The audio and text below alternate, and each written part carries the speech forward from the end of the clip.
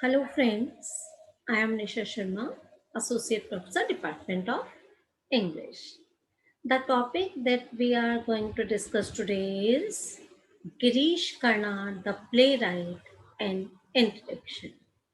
The play of Girish Karnad, the name of the play is Tughlaq, has been prescribed for your course study in paper 1, and therefore it becomes essential for us to know Girish Karnad as a playwright before discussing the play. Darkness descended upon the literary world on June 10, 2019, with the passing away of eminent playwright, author, thinker, filmmaker, and actor Girish Karnad. Means he was a versatile personality. He is renowned as the father or dean of modern Indian theatre and was best known as a playwright, although he successfully donned many hats. Most of his plays were rooted in Indian mythology and history, and they were a reflection of his comments on contemporary social and political issues. Girish Karnad predominantly worked in South Indian cinema and Bollywood. His rise as a playwright in the 1960s marked the coming of age of modern Indian playwriting in Kannada, just as Badal Sarkar did in Bengali, Vijay Tendulkar in Marathi, and Mohan Rakesh in Hindi. He was a recipient of the 1998 Gyanpith Award, the highest literary honor conferred in India.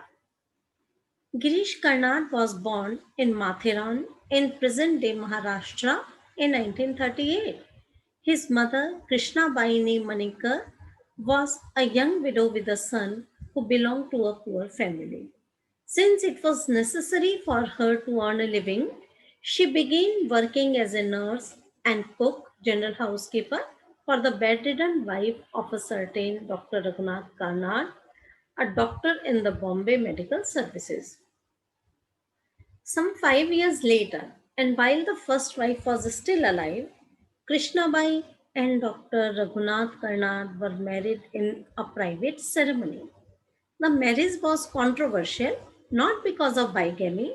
It was legal until 1956 for a Hindu man to have more than one wife, but because of the then prevailing social prejudice against widow remarriage. Therefore, the wedding was held privately and under the dispensation of the Arya Samaj, a reform organization which condones widow remarriage. Girish was the third of the four children born thereafter. Karnad's initial schooling was in Marathi. Later, after his father was transferred to Sirsi in the Kannada speaking regions of Bombay Presidency, Karnad was exposed to traveling theatre groups and Natak Mandalis. As a youngster, he was an ardent admirer of Yakshagana and the theatre in his village. His family moved to Dharwad in Karnataka when he was 14, where he grew up with his two sisters and a niece.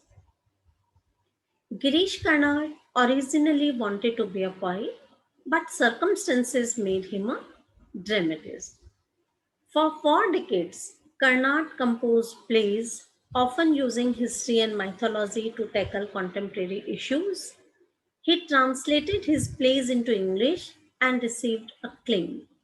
His plays have been translated into some Indian languages and directed by directors like Abraham Al-Qazi, B.V. Karan, Alek Padamsi, Prasanna, Arvind Gaur, Satyadev Dubey, Vijaya Mehta, and Shamanand Jalan.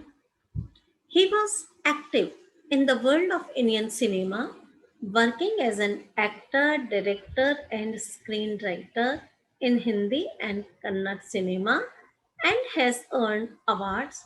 He was conferred Padma Shri, Padma Bhushan by the Government of India and won 4 Filmfare Awards, of which 3 are Filmfare Award for Best Director, Kannad, and the fourth a Filmfare Best Screenplay Award. He was a presenter for a weekly science magazine program called Turning Point that aired on Doordarshan in 1991. Remembering the multi talented author, here are some of his notable plays that will carry his legacy into the environs of history. And the first is first play of Girish Karnad is Yayati.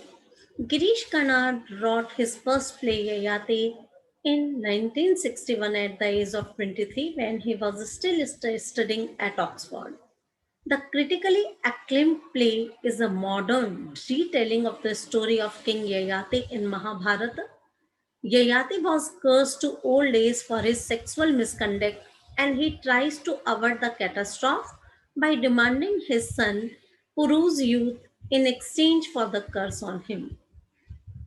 What makes his version of the tale so resonant and startlingly original is that he rejects the traditional glorification of the son's self sacrifice and against a backdrop of lust, jealousy, and racial tensions, foregrounds the tragic choices with which the young prince and his bride are confronted. Next play of Girish Karnad is Tughlaq, which is a part of our syllabus for BA Part 3. One of Karnad's best known works, this 1964 play tells the story of 14th century Delhi ruler Muhammad bin Tughlaq.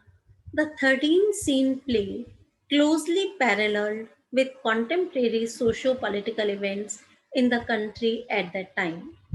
Known in history as the wisest fool, Muhammad bin Tughlaq was a gifted man, but a really unlucky one, perhaps because all brilliant plans led to catastrophic results. Rooted in Indian tradition, Girish Karnad's play will continue to converse with the contemporary world. As a playwright, Girish Karnad has left an indelible impact on the history of contemporary Indian drama. He was rooted in the cultural tradition of his soil with a deep understanding of Western dramatic aesthetics and crafts. His two plays, Tughlaq and Hayvadna, have helped redefine the form and structure of drama. Arguably, Karnad is the first contemporary Indian playwright whose works have been staged and discussed abroad with keen interest. As a public intellectual and writer, he discussed Indian cultural ethos and theatre on international platforms. Originally written in Kannada, Tughlaq was first staged in English in Mumbai and its presentation by National School of Drama under the direction of E. Alkazi in Hindustani catapulted Tughlaq to national fame. It appeared on the Kannada stage later. Karnad and his works were respected by Delhi theatre lovers and theatre practitioners have great fascination to perform his plays, especially Tughlaq. Tughlaq has a timeless appeal. Bhanu Bharti's mega production of Tughlaq, staged against the backdrop of the ruins of Firoz Shah Kotla's open lawns in 2012, gave the play greater dimension. The stage design, with a number of levels exploring the space vertically and horizontally, captured historical vista, minimal use of property, highly trained and experienced performers with lighting effects by veteran light designer R.K. Dhingra created an aura that cast a spell on the audience. Bhanu says, in the 50s and 60s, we had versatile playwrights in most of the Indian languages like Mohan Rakesh, Badal Sarkar, Vijay Tendulkar, Girish Kanad, and Dhanvir Bharti. After 50 years, if we look back, we only find Bharti's Andha Yug which was initially not rated high, and Karnad's Tughlaq that have emerged as modern classics in the history of contemporary Indian theatre. Elaborating his point further, Bhanu says Girish Karnad explored mythology and history with the vision of a modernist, resulting in the creation of great theatrical works. I feel it is either mythology or history which helps us in the wider understanding of human situation. In fact, the more we watch Tughlaq, the more we discover its multiple layers and its striking relevance with contemporary India, starting with the Nehruvian era. Within the historical canvas, Karnad created the character of Aziz. Eminent critic Kirtinath Koti once commented, strictly speaking, it is a parody. The result of this parody is that it provides the comic double of a serious character in order to give an image of complete truth. Bhanu adds, I feel this play dissects deeper to enable us to understand human condition politically and sociologically against the panoramic backdrop of history. Third play of third major play of Girish Karnad is Hayvatna. Written in 1971, Girish Karnad's Hayvadan was inspired by Thomas Mann's The Transposed Head, which is borrowed from the Sanskrit Katha Sagar stories. It is based on the idea of the imperfection of humans and our limitations. Through this play, he takes the readers back to the Hindu myths and legends.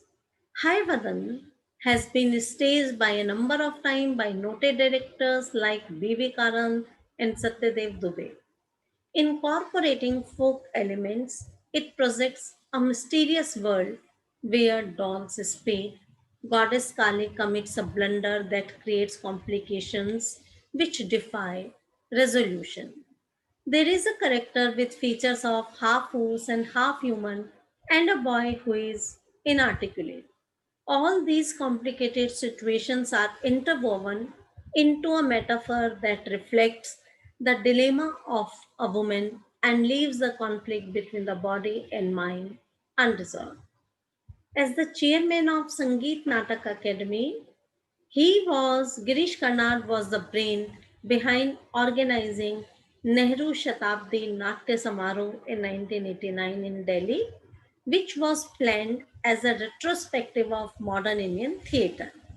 It was truly a great Indian theatre festival in which dramatic masterpieces were featured under the directions of Indian theatre legends like Utpal Dutt. It was Karnad's idea that young theatre practitioners and audience should watch great productions staged in the course of the last 5 decades.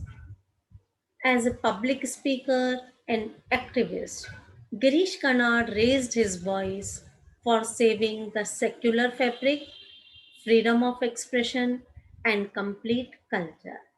Indeed, Karnad will be remembered for years to come through his works, especially Tugla. So, thank you. And in our next video, we'll discuss the play